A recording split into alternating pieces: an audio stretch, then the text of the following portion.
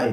இந்த வீடியோல நம்ம என்ன பார்க்க போறோம்னா, pain of middle class boys life தான். ஃபர்ஸ்ட் டைம் நம்ம சேனல பார்க்குறீங்கன்னா, மறக்காம சப்ஸ்கிரைப் பண்ணி சப்போர்ட் பண்ணுங்க. மோஸ்ட் ஆஃப் த கேர்ல்ஸ் எல்லாருமே என்ன நினைக்கிறாங்கன்னா, பையனா இருக்கிறது ரொம்ப ஜாலியான விஷயம்.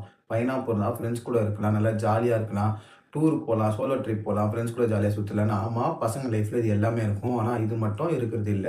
ஒரு பையனா இருக்கிறது ஒண்ணும் அவ்வளோ சாதாரண விஷயமே கிடையாது.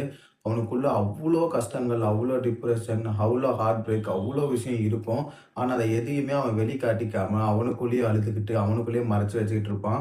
நீங்க மோஸ்ட்டா ஜாலியா சிரிச்சுக்கிட்டு இருக்கிற ஒரு பையன கூப்பிட்டு கேட்டீங்கன்னா, அவன் அவ்ளோ விஷயம் சொல்லுவான். என்னடா இது இவ்ளோ ஜாலியா சிரிச்சுட்டு இருந்த பையன், இப்ப இவ்ளோ விஷயம் சொல்றான்ற மாரி தான் ஷாக்கிங்கா இருக்கும். ஏன்னா, அவனுக்குள்ள அவ்ளோ கஷ்டம் இருக்கும். பொதுவா அது எதையுமே அவன் வெளிய சொல்லிக்க மாட்டான். அவனுக்குள்ளேயே அத அடக்கி வச்சிருப்பான்.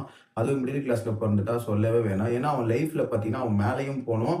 அது இல்லாம இப்ப இருக்கிறத விட கீழயே வந்துரக்கூடாது. இது 2த்துக்கும் நடுவுல அவன் அனுபவிக்கிற ஒரு பிரஷர் இருக்கு தெரியுமா? அது சொல்லவே வார்த்தை இல்ல. அந்த அளவுக்கு ஒரு பிரஷர் இருக்கும். அது மட்டும் இல்லாம அவனுக்குன்னு ஒரு பேஷன் இருக்கும். அந்த பேஷனையும் பார்க்கணும். அதே டைம்ல ஃபேமிலியும் பார்க்கணும். இது இல்லாம அந்த ஃபேமிலி மொத்தமா அவன டிபெண்ட் பண்ணி இருந்தா இன்னும் கஷ்டமா போயிரும். ஏன்னா, பேஷன் எல்லாம் பார்க்கறத விட ஃபேமிலிய பார்க்கறதா, பேஷன பார்க்கறதான்ற ஒரு கட்டத்துல அவன் மாட்டிக்கிட்டு பயங்கரமா முழிப்பான்.